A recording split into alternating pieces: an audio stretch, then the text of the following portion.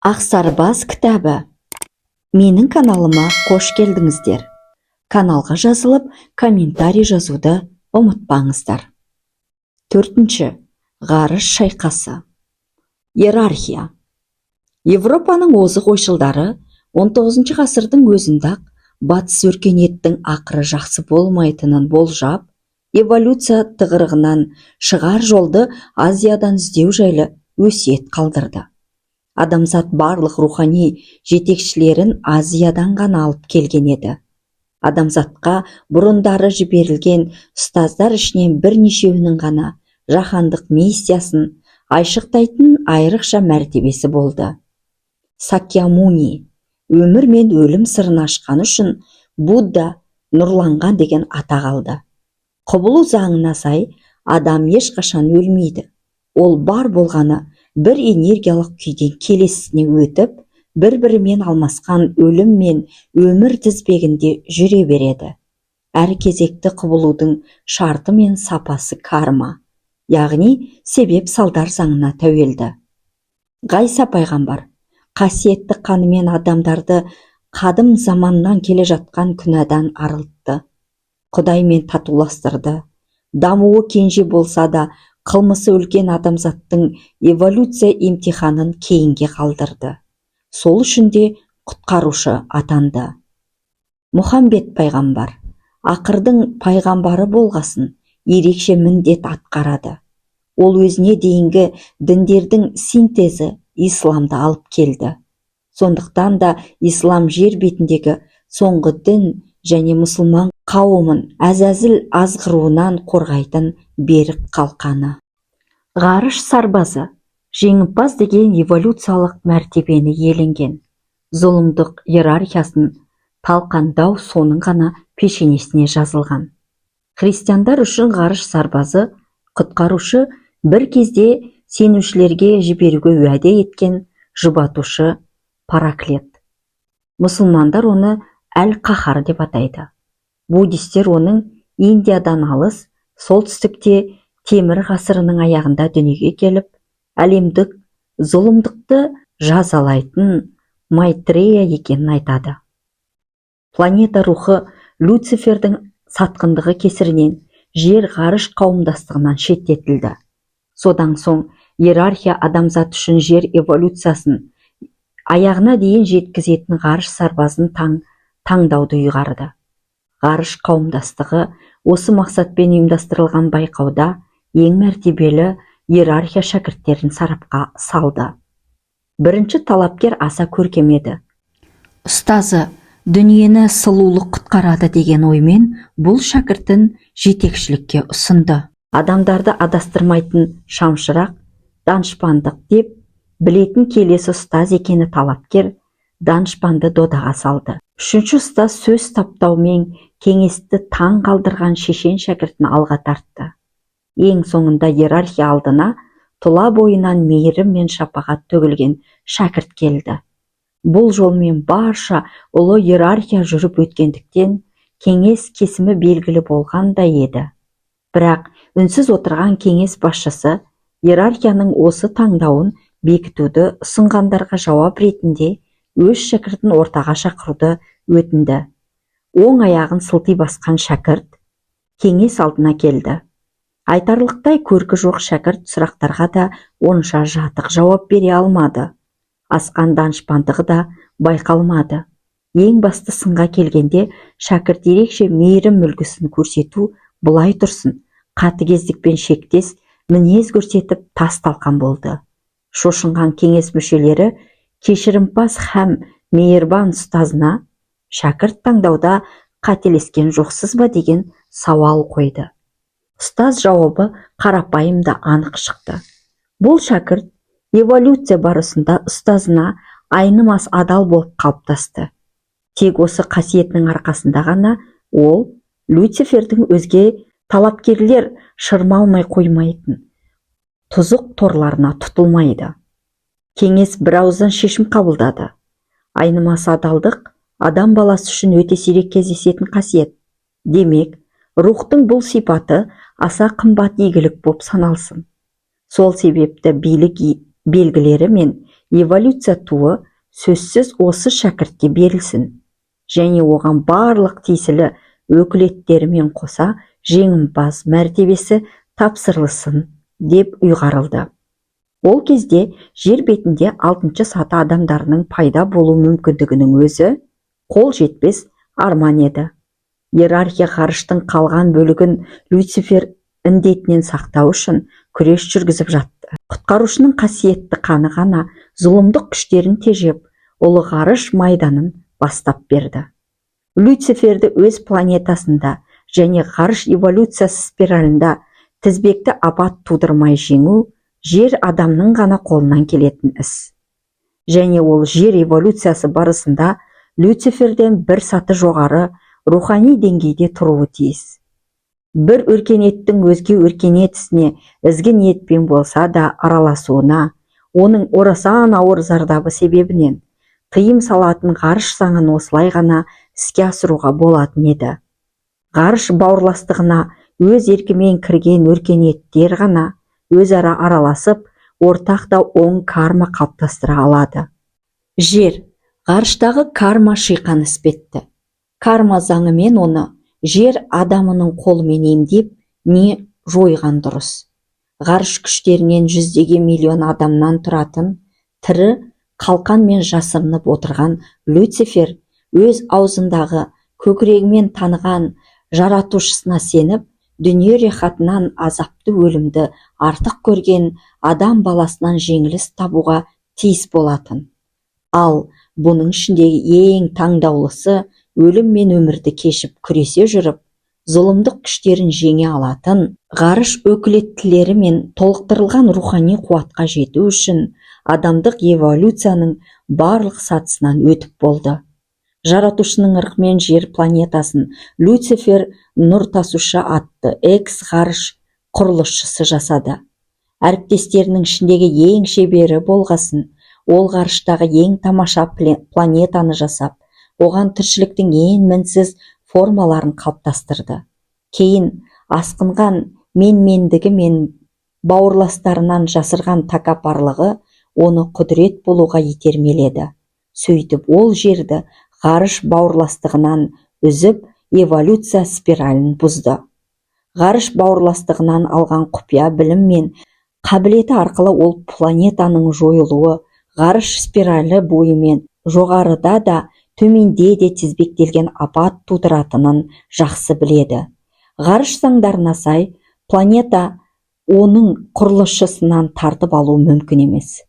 Себебі құдіретті күштер шешімдерін ешқашан өзгертпейді және берген өкілетін қайтып алмайды. Люцифердің сатқындығы салдарынан ғана жер эволюциясы бұзық та бұралаң жолмен дамыды. Ол өз планетасында мынандай алдамшы ұғым қалыптастырды. Жердегі тіршілік қолайлы жағдайлардың ғажап қиысуы арқасында пайда болған. Сондықтан адам өз өмірін бір-ақ рет берілетін қайталанбас ұтыс деп санап, оны барынша сәтті жұмсауы тиіс. Бұл үшін қандай айла шағы болса да жарап жатыр. Құпия білімді пайдаланған Люцифер жер планетасының астрал дүниесінің үлкен бөлігін жаулап алды. Ықпалын одан әрі арттырып, енді ібіліске айналған Люцифер ментал дүниесіндегі өткелдерді қиратты. Сөйтіп өлген жамағаттың жандарын ғарыш сотына соқтырмай, физикалық дүниеге алып келе алды. Жердегі шектен шыққан зұлымдықтың жазасыз қалуы, зұлымдардың ұзақта рахат тіршілік кешу себебі міні осында. Екінші, түнек күштерінің күйреуі.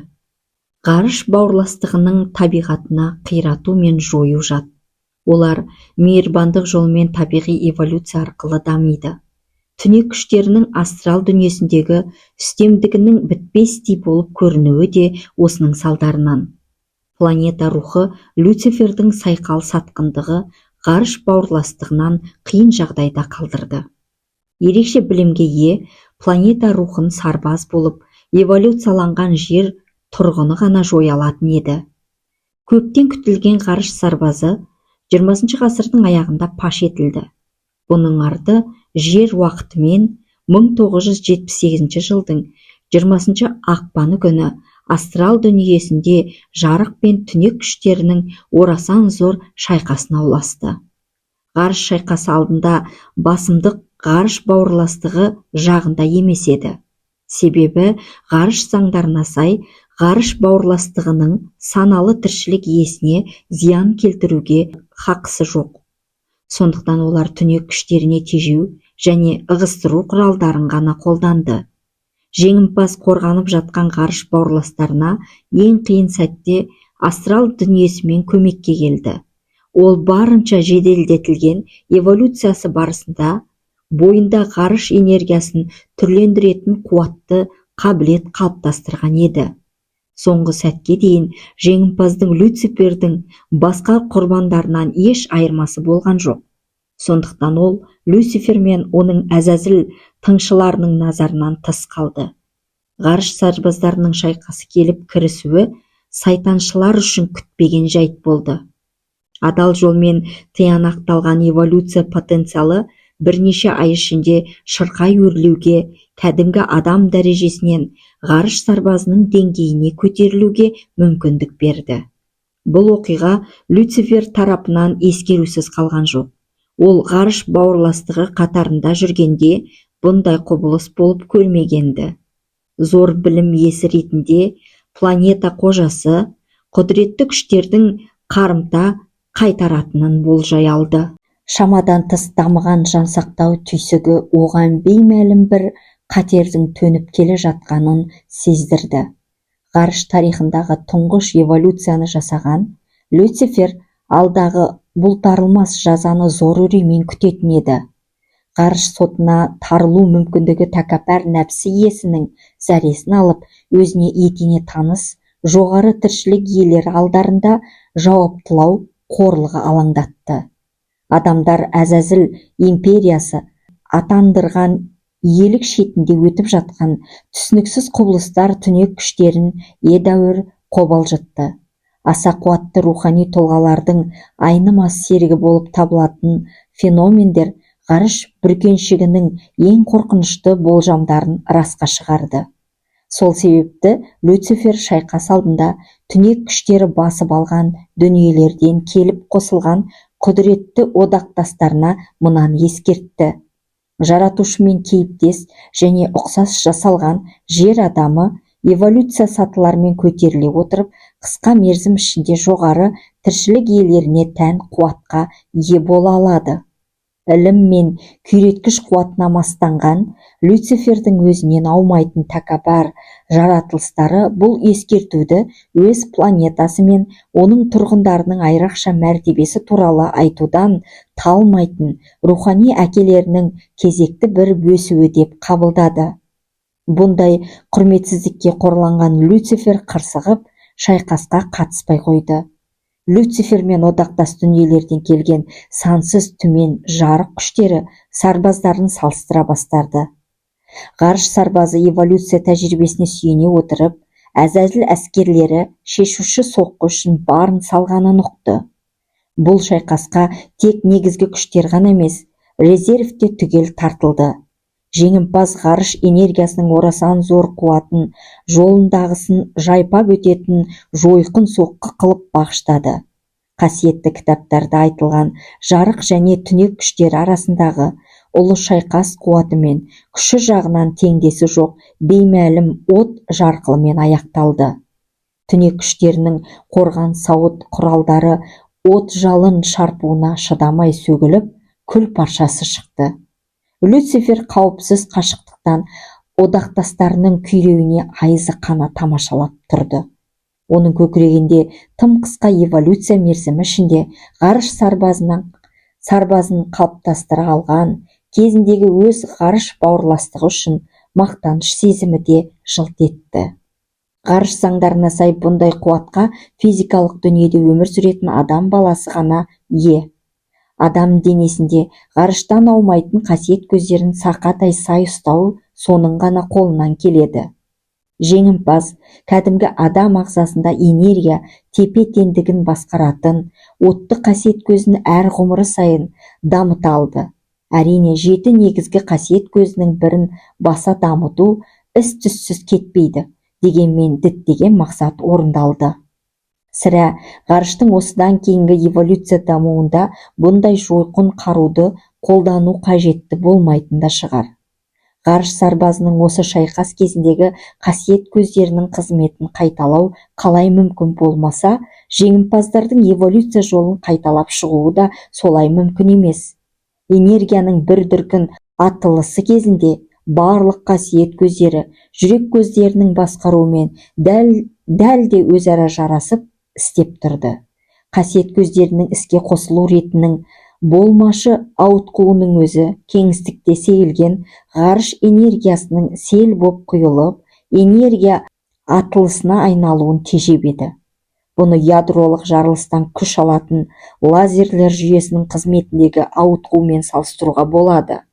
Ғарыш энергиясын теңдесі жоқ қуатты көк жалынға айналдыру үшін мөлдір таза аура мен ғұмырлар бойы жинақталған энергия түгелге жуық жұмсалды.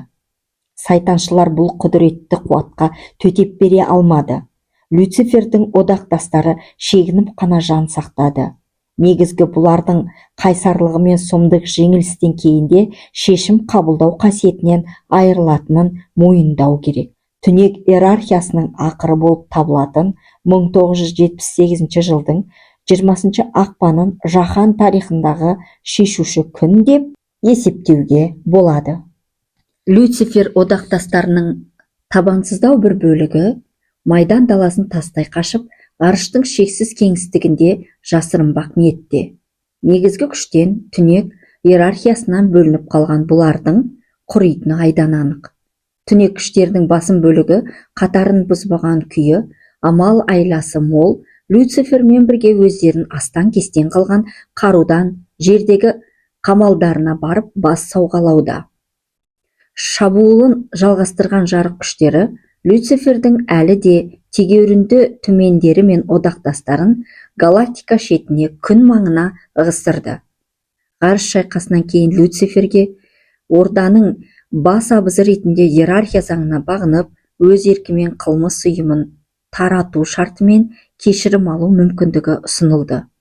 Бұл кешірім Люциферге 6 дәрежелі ғарыш құрылысшысы мәртебесін сақтап, физикалық дүниені құруға мүмкіндік беретін еді. Бұл дүниеде оның одақтастарының монадалары істеріне сай сатыда жаңа эволюция жолын бастай алар еді. Түнек иерархиясының өз еркімен ыдырауы ғарыш бауырластығына адамзаттың ауыр карма шиеленісін неғұрлым жеңіл және аз құрбандықпен шешуге мүмкіндік береді. Люцифердің кешірілуінің басты шартының бірі оны ғарыш бауырластығының алдына келуге міндеттеді. Бұл жерге ол сотталу үшін емес, жер планетасының физикалық және астрал дүниесінің жаулығын бөлігін билеуден өз еркімен бас тарту үшін келуі шарт. Ғарыш бауырластығының бұрынғы әріптесі Люцифердің өтінішіне сай, бұл рәсім оның өзі таңдаған жоғары тіршілік иелерінің ортасында өту керек еді.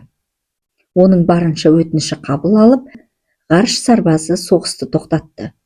Бұның алдында 1978 жылдың 23 ақпанында сайтаншылар мен олардың одақтастары тағы да ойсырай жеңіліп, жігері құм болып үрейі ұшқан шеріктері жердің астрал дүниесінің төменгі қабаттарына түсе бастаған.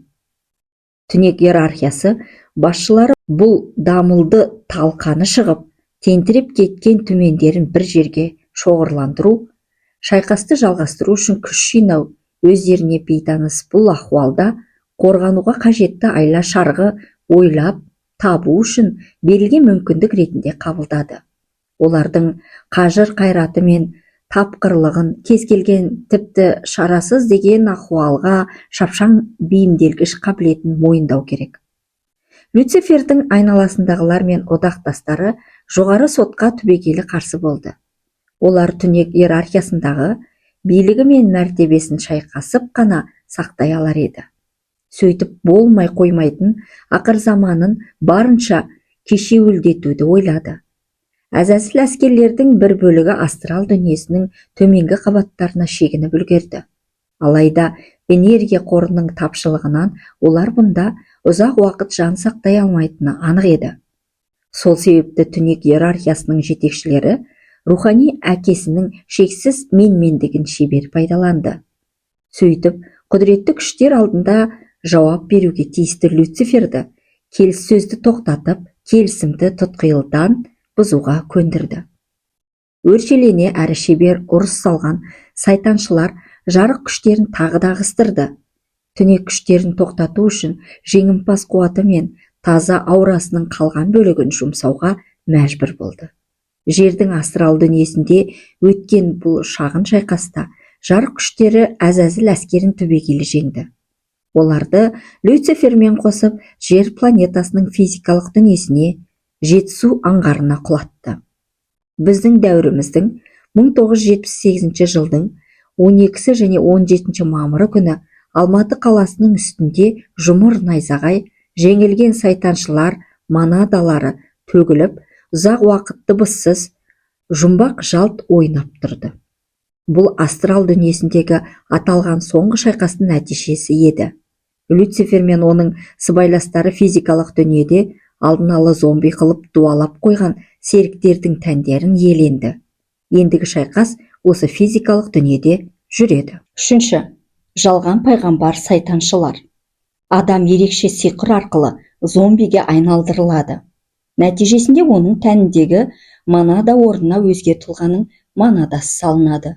Зомбиге айналған тұлға өлмес жаны иманы туралы мүлдем ойламайды. Зомбилер ғарыш заңдарына қарсы кез келген қылмысқа бара береді. Қазір түнек дүниесі жетекшілерінің барлығы жерде жүр.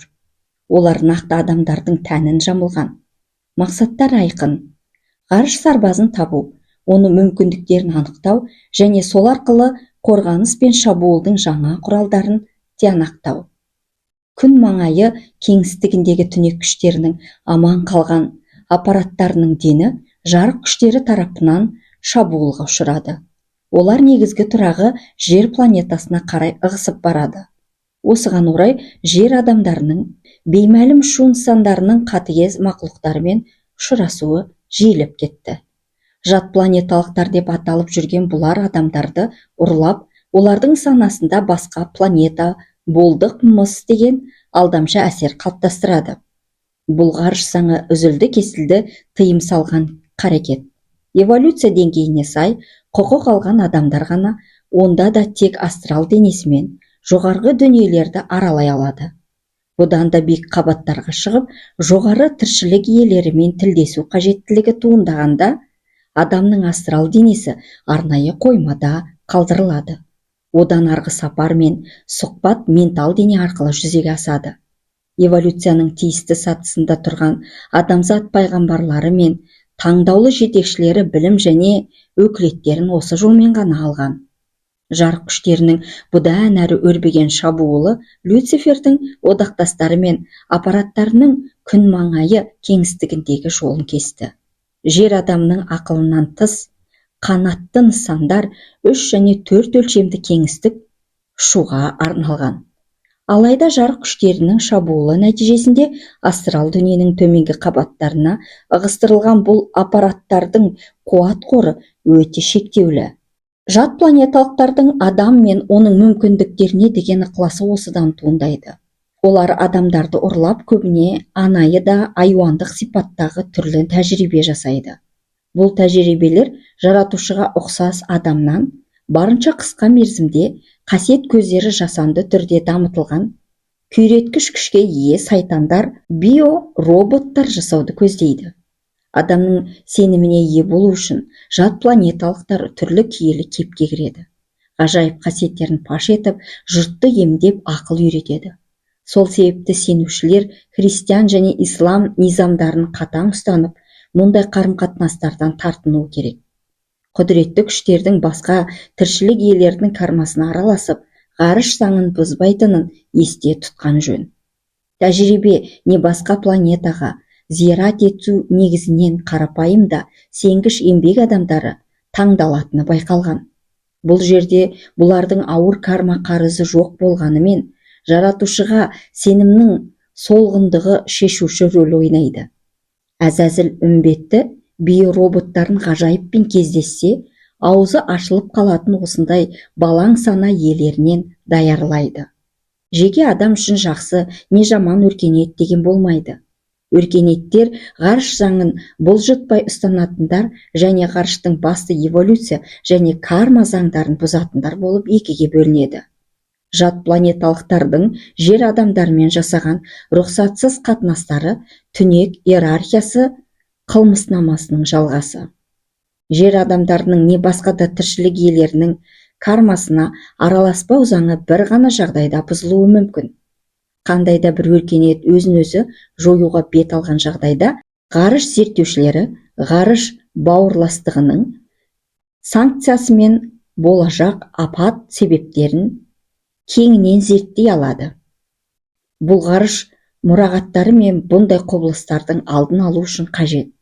Сенушілер ендігі жерде жер планетасы ғарышта талқандалған барлық түнек күштерінің ең соңғы тұрағы екенін естен шығармау керек. Сондықтан жалған пайғамбарлар, беймәлім ғарыш нысандарынан түскен ғажайып иелері, жалған жат планеталықтар көптеп пайда болмақ. Олар ұлы ұстаздар салған жолмен жүріп, солардың сөзін қасиетті мекендерге қайталауға әуес. Осылайша жалған ұқсастықтарды қисапсыз көбейту арқылы өздерінің қас жауының аяғын тұсамақ ниетте. Олар бостандық, теңдік, бауырластық жайлы әдемі әңгіме айтады және бұл құндылықтарға азапты эволюция жолымен емес, карма және өзге де ғарыш заңдарын айналып жету мүмкіндігін ұсынады. Олардың жалған ілімдерінің тартымдылығы міне осында. Сайтаншылдар өз ұйымдарына кіргізу арқылы бостандық патшалығын уәде етеді. Нұрлы болашақтың кірер қақпасы біз дейді. Олар пайғамбар атаулының бәрінің есімін жамылып, тіпті өзін жаратушы ретінде де жариялай береді. Осылай бай берекет ұпай жинау үстінде қалай да бір қате жіберіп алады. Түнекшілер менмендігінен ешқашан арыла алмайды. Иманы жоқ болғасын сөзіне сай емес қылық көрсетіп ала береді. Зұлымдықты жазалау керек болғанда мейірім білдіріп, кешірім жасайтын жерде аяусыздық танытып жатады. Карма заңына сай, ғарыш елшісі міндетін атқаратын сан физикалық дүниеден бір жола кетеді. Жердегі анадан бұрынғы кепте туу, сол өмір жолын өту, орындалып болған карманы қайталау мүмкін емес. Ғұмырдан ғұмырға берілген жаңа білімді жинақтап, кемеліне келген соң, кесімді күні адамдарға паш етуші келесі ғарыш елшісі немесе жоғары деңгейлі құрылысшы болмақ. Ол толығымен орындалған келесі карма деңгейлеріне ие болуы шарт. Жеке кармасы кіршіксіз, таза, яғни мінсіз, қайырымды, адал және инабатты болуы. Топ кармасына еш қарызы болмауы. Мысалы, адам мұғалім немесе дәрігер мамандығына оқыды делік. Демек, бұған қоғам қаржысы жұмсалды. Бірақ диплом иесі қоғамға қарызын қайтармай, басқа кәсіппен айналысады. Ақыры, мардымды ештеңе тындыра алмай, енді өзін ғарыш елшісімін не ғарыш құрылысшысымын деп жариялайды. Сайтаншылардың көбі инабатты болып көрініп, көлеңкелі өткенін жасырып бағады. Алайда топ кармасын жасыру оңай емес. Сондықтан бөтен кейіп бүркенгенді карманың бұл деңгейінде әшкерелеу онша қиынға соқпайды. Кейде жеке де топ кармасы да асқан шеберлікпен бүркемеленіп, немесе олардың сырын ашуға еш мүмкіндік болмайды. Бұндайда оның әулет кармасын тексеру керек. Туысы жоқ, ата тегі мен бабаларын білмейтін, ата-анасын сыйламайтын адам сенім білдіруге мүлде лайық емес. Құдіретті күштер мәртебе бергендер тек тұрақты әулет кармасы бар, таңдаулы отбасында ғана дүниеге келеді. Ғарыш елшісі не құрылысшысы толығымен орындалған ұлттық карма иесі болуы міндетті. Болашақ ғарыш елшісі немесе құрылысшысы ел ішінде тарихи отанында өсу, ана тілі мен халқының салт дәстүрін білу шарт. Ол халқының тағдырын бөлісіп, отандастарының басына түскен тауқыметін бірге кешуі тиіс. Сондықтан ғарыш елшілерінің бәрі негізінен саны аз, қаналған не қуғындалған көшпенді халықтардан шыққан. Әлемде ғарыш елшісін немесе жоғарғы деңгейлі құрылысшыларын тудырған халық өз мемлекетін құруға және 5-ші деңгейдегі карма иесі болуға міндетті. Елшінің не құрылысшының ақиқаттылығын дәлелдейтін соңғы және басты белгі оның іс-әрекеттерінің планеталық ауқымды нәтиже туғызуы. Олардың іс-әрекеттерінің карманың 6-шы деңгейіне сәйкес келетіндігінің нәтижесінде бүкіл әлемдік діндер пайда болады. Осы шарттың бәріне сай келген жанды ғана кезекті жалған пайғамбар сайтаншыл емес, шынымен Құдай жіберген ғарыш кармасына ие ғарыш елшісі деп санауға болады. Құдіретті күштердің қандайда бір жерде көрінуі, бірақ мәрте болатын қайталанбас құбылыс. Түнек иелері болып, өткен құбылыстың құр елес көлеңкесін қана тудыра алады. Құдіретті күштердің айрықша маңызы бар хабарлары кәдімгі адамдар түсінбейтін нышан түрінде және бір-ақ рет жіберіледі. Сайтаншылар бұны қайталағанда кәдімгідей нанымды қосымшалар енгізеді. Жарық күштерінің өкілдері жарғысын қатаң ұстанып, адамзат үшін айрықша маңызы бар хабар беру керек болғанда байланысқа шығады. Олар руханиятсыз дабыра тобырдың лас энергиясына мұқтаж емес. Игі істер үшін ешқашан ақы алмайды. Оның үстіне халық алдына шығып келген соң ғарыш елшілері азап шегеді. Себебі рухани хабар не білім тапсыру кезінде олар топ ішіндегі қара ниеттілерден қорғана алмайды. Биік тіршілік иелері сирек жағдайда ғана адамдарға, негізінен сәбилерге, оларға түйсікті нұрлы бейне ой формалары кейпінде көрсетеді. Сайтаншылар кейінгі кезде бұл амалды көрінген жерден бей-берекет пайдалануға көшті. Сенушілерге бұның себебі түсінікті. Олардың айырым белгісі мыналар. Фантомдар белгілі бір есімдерді жамылып келеді және нанымдық болу үшін пароль ретінде сол ахуалға сай цитатаны ұсынуы мүмкін. Биік тіршілік иесі ешқандай есімді атамай-ақ көрінеді. Әр пенде оларды жүрегімен, иман деңгейімен таниды. Жетілмеген түр сипат пен жерлік есім биік тіршілік иесінің болмысын шектейді. Сенушілер ақылдан тыс құбылыспен кезіккенде осыны әркез есте тұтуы қажет. Жалған пайғамбарлар ғарыш шайқасы жайында хабарсыз болғасын, олардың ізгі хабарларында тарихындағы бұл ұлы оқиға жайлы тіпті бір ауыз сөз жоқ. Астрал дүниенің ортаңғы қабаттарына да кіре алмайтын жай адамның сол астрал дүниесіндегі күнделікті тіршіліктен бейхабар болуы заңдылық. Сол себепті елшілер адамзатқа ескерту, аяң хабар алдындағы жайлы әңгіме қозғап, тіпті өздерін жоғары тіршілік иелеріміз деп жариялай береді. Бірақ ғарыш тарихындағы ең басты оқиғадан хабарсыздығы олардың адам назарын тайдыруға дуаланған қатардағы зомби екенін айғағы. Рухани білім алуға тағайындалған тіршілік иесі топ кармасына сай коммунистік партия мүшесі бола алмайды. Құдайға рухани қарсылас ұйым қатарына бір күнде болса кірген, дінмен күресуге ант берген, коммунистердің ауыр да қанды кармасын мойнына алған бірде-бір жанға рухани ілім табалдырығынан аттау бұйырмайды. Ешқандай аян да ала алмайды. Коммунистер мен Әзәзіл империясының мемлекеттік аппаратынан шыққан бүгінгі түрлі түсті әулиелер, қайта туғандар, елшілер, жалған пайғамбарлыққа тағайындалған кәдімгі зомбилер. Олардың көбінің рухани бағдарлама түгілі иланатындай аңызы да жоқ.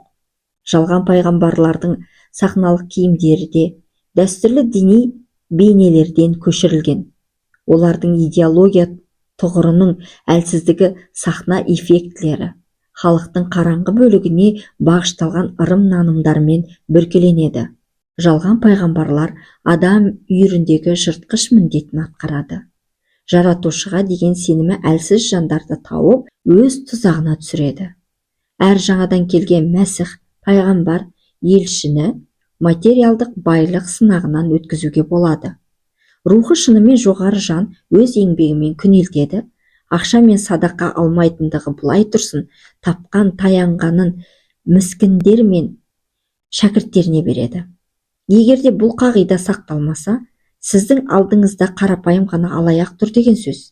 Әрі кеткенде ол жолы болмаған актер немесе кәдімгі өмірде өз мейманын іске асыра алмағаны себепті жалған пайғамбарлықтың жылтыр жолымен есесін жібермеске бел буған адам. Мәлімет пен білім материяның бір түрі, сондықтан материяның сақталу заңына сай жоқтан пайда болмайды. Білім қаншалықты оңай келсе, парқы да соншалықты арзан болады.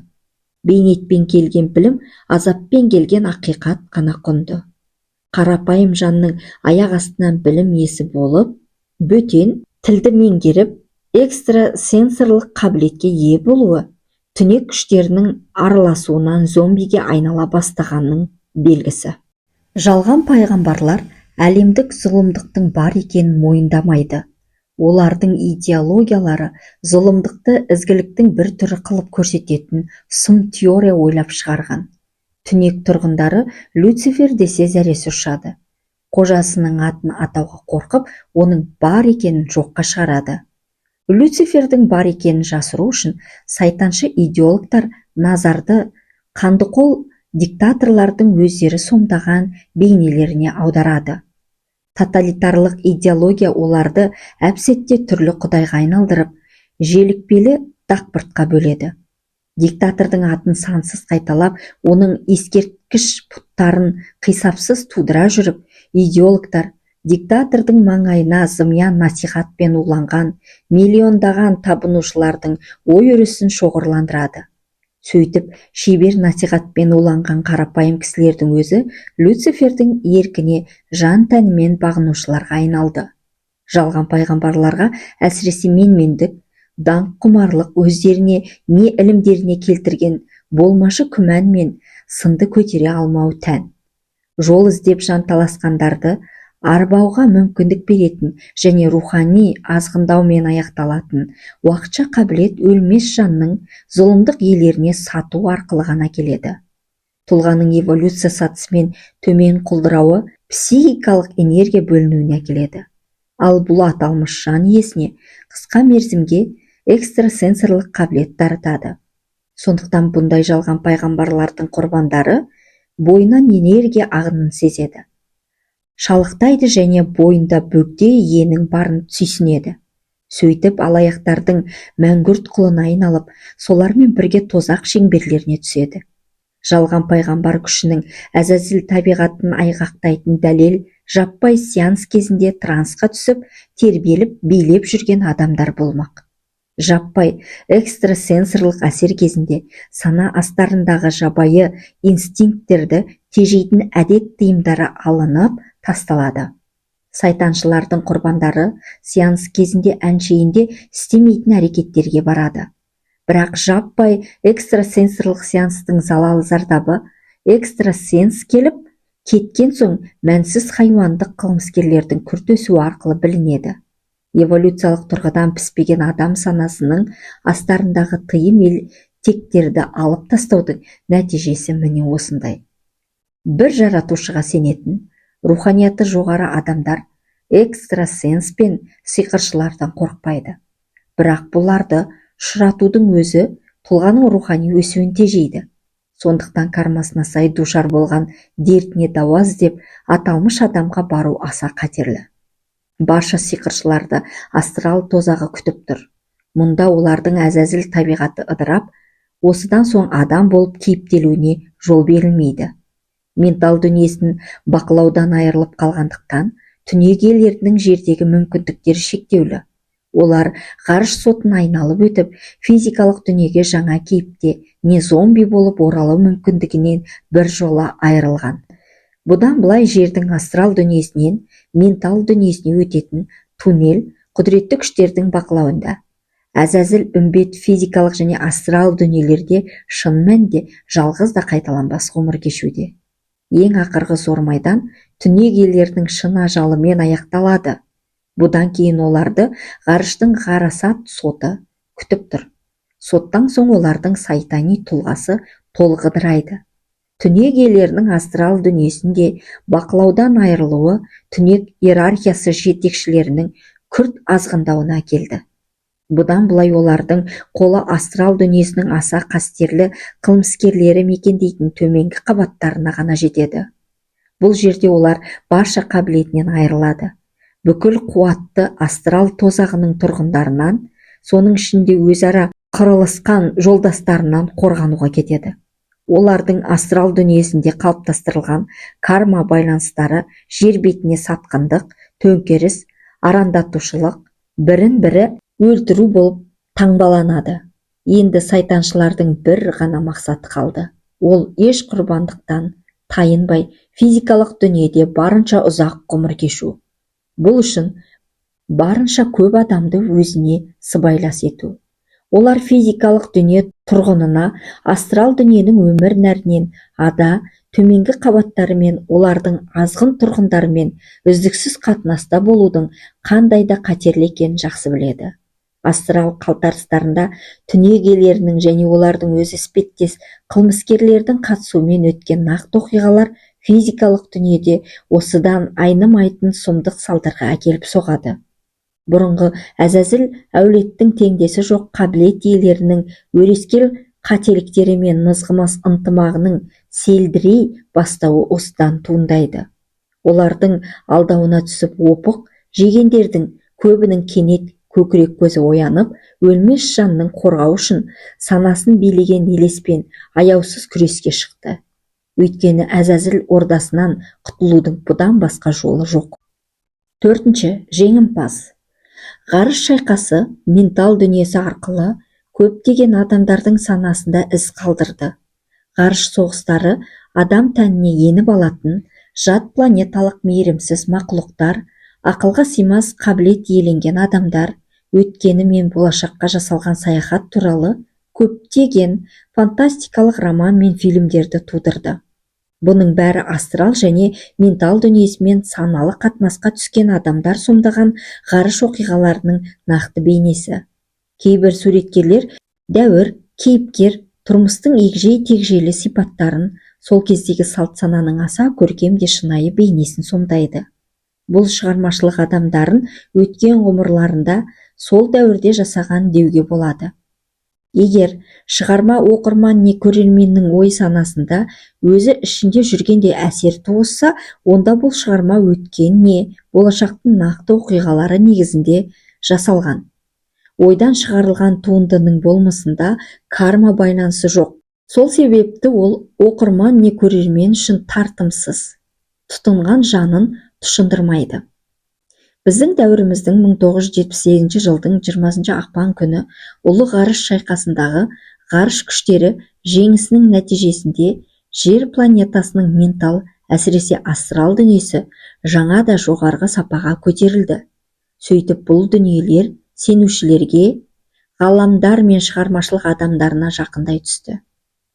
Бұл бүкіл әлемді таңқалдырған ізгі дүмпуге бірінші кезекте Солтүстік Америка мен Европа халықтарының рухани түрлеуіне алып келді. Адамдар дін арқылы жаратушыға, ошағына, ізгі өмірге қайта оралды. Ғарыш заңдарына сай жеңімпаздардың рухани қызметінің басталуы барша діннің қайта өрлеуіне түрткі. Әр дін бір өзі ғана жаратушыны танытушы деп білмей, жинақтаған рухани игіліктерін іспен дәлелдеулері керек. Сондықтан ғарыш шайқасы аяқталған соң 1978 жылдың аяғында жеңімпаз ментал дүние арқылы бүкіл адамзатқа өзінің жерде екенін, барша рухани өкілетті қабылдағанын, бүкіл дінді сыннан өткізгенін, жер планетасында жарық күштері мен түнек күштері арасындағы шайқас басталғанын мәлімдеді. Бұл күнді адамзат ғасырлар бойы күтіп еді. Барша діндегілер әміршісіне бағынып 1979 жылы сайтаншыл режимдерге қарсы көтерілді. Мұсылмандар ерлік үлгісін көрсетіп әлемді таңғалдырды. Әмірін орындап, сайтаншыл режимдерге қарсы қарулы күрес жариялаған мұсылмандардың ерлігін жеңімпаз ешқашан ұмытпайды. Нашар қаруланған, әлсіз ұйымдасқан мұсылман шеріктері Әзәзіл империясының ең жетік қарумен жабдықталған түмендерінен Аллаға деген сенім әлде қайда үстем екенін дәлелдеп берді. Берік иманы, теңдессіз ерлігі арқылы мұсылмандар иман келтіргендердің алды болып жеңімпаз тағайындаған сыннан өтті. Бұдан былай эволюциялық өрлеу жолында мұсылмандарға ерекше өкілет беріліп қолдау көрсетіледі. Ислам жаратушы мен жер планетасындағы адам баласы арасындағы соңғы өсиет келісім болып табылады. Рухани цикл тұйықталды.